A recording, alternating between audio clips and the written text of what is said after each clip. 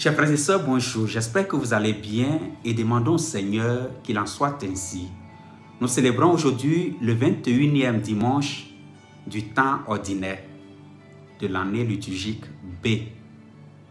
Et aujourd'hui, au lieu de la page de l'Évangile, je rappelle qu'il s'agit de l'Évangile selon Saint Jean, en son chapitre 6, les versets 60 à 69, j'aimerais plutôt nous inviter à méditer ensemble la deuxième lecture.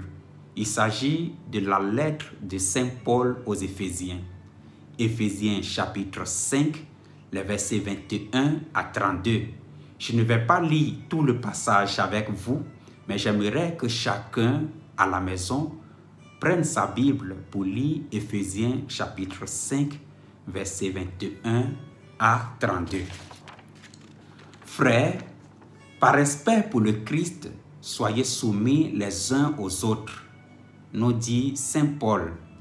Les femmes à leur mari comme au Seigneur Jésus, car pour la femme, le mari est la tête, tout comme pour l'Église, le Christ est la tête, lui qui est le sauveur de son corps.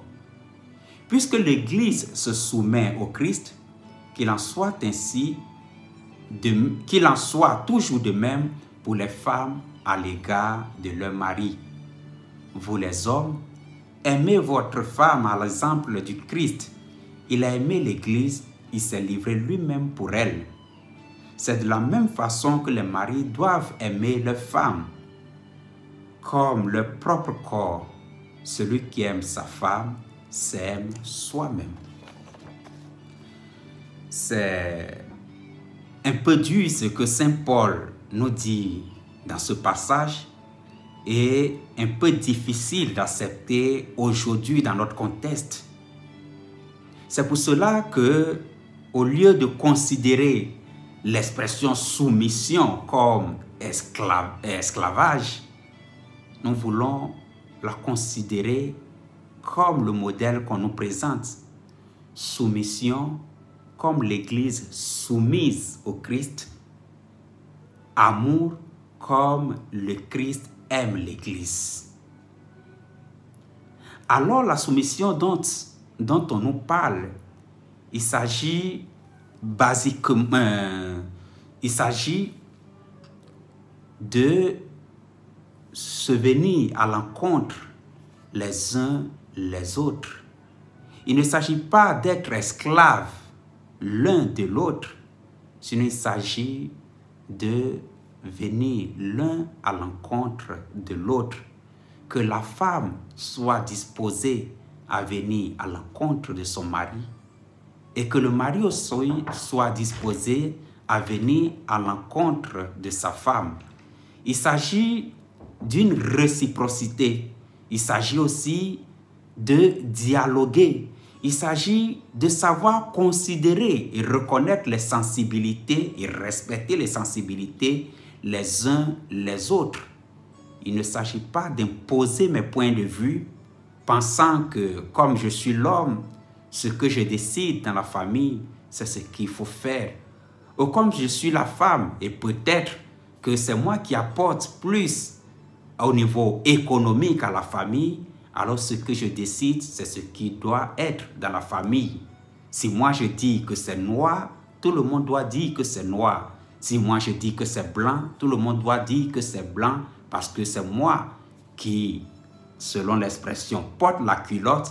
C'est moi l'homme, ou c'est moi la femme, ou c'est moi le plus riche, ou c'est moi, et c'est moi, c'est moi. Non, il ne s'agit pas de cela.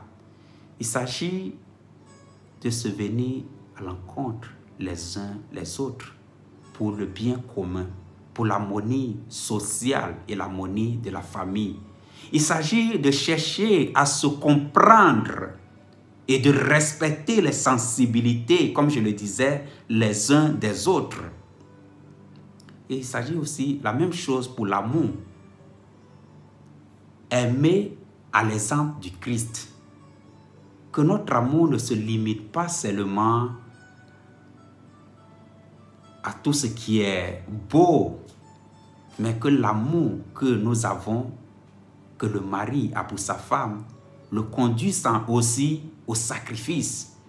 que l'amour que la femme a pour son mari la conduise au sacrifice. Il ne s'agit pas seulement de l'amour des cadeaux, de l'amour où on rit seulement, de l'amour où tout est beau, tout est rose. Il s'agit aussi de l'amour qui prend en considération aussi les moments de difficulté, les uns les autres, les moments de maladie, les moments de pauvreté, les moments de tristesse. Aimer comme Christ a aimé l'Église et il s'est livré pour elle. Aimer jusqu'à ce que cela nous fasse mal. Aimer jusqu'à nous livrer. Aimer jusqu'à nous faire don les uns pour les autres. Alors la question que nous pouvons nous poser, le mari ou la femme, et en général dans l'Église, la question que nous pouvons nous poser n'est pas celle de savoir qu'est-ce que mon mari, par exemple, ne m'a pas encore donné et qui doit me donner pour que moi je me sente bien. Ou qu'est-ce que ma femme ne m'a pas encore donné et qu'elle doit me donner pour que moi je me sente bien. Il ne s'agit pas de cet amour égoïste, mais qu'est-ce que moi je peux faire? Je n'ai pas encore fait pour mon mari pour qu'il se sente bien. Qu'est-ce que moi je n'ai pas encore fait pour ma femme pour qu'il se sente bien? Qu'est-ce que moi je n'ai pas encore fait pour mon frère pour qu'il se sente bien? Qu'est-ce que moi je n'ai pas encore fait pour mon enfant pour qu'il se sente bien? Qu'est-ce que moi je n'ai pas encore fait pour mes parents pour qu'ils se sentent bien? Qu'est-ce que moi je n'ai pas encore fait pour mon église? Et on pourrait continuer. Qu'est-ce que moi je n'ai pas encore fait pour ma société? Il ne s'agit pas du moi que tout tourne autour de moi en pensant et en calculant mes intérêts. Mais il s'agit de me mettre comme celui qui veut servir, celui qui se fait don, celui qui se donne, celui qui se livre, celui qui se sacrifie comme Christ pour le bien de tous. Si nous avons compris comme ça, alors cette lettre de Saint Paul ne doit plus nous faire peur. Au contraire, nous devons l'embrasser. Et le mari doit dire à sa femme, je suis soumis à toi, comme l'Église est soumise au Christ. Et la femme doit dire à son mari, je suis soumise à toi, comme l'Église est soumise au Christ. Le mari doit dire à sa femme, je t'aime, comme le Christ nous a aimés et nous a donné la vie à la croix. La femme doit dire à son mari, moi aussi je t'aime, comme le Christ nous a aimés, il s'est livré à la croix pour nous. Le chrétien doit dire à son Dieu, je t'aime parce que tu m'as tout donné et tu veux me donner la vie en plénitude. Ce n'est pas seulement Dieu je t'aime, mais je veux cela. Et si tu ne me le donnes pas, alors va-t'en et moi je m'en vais.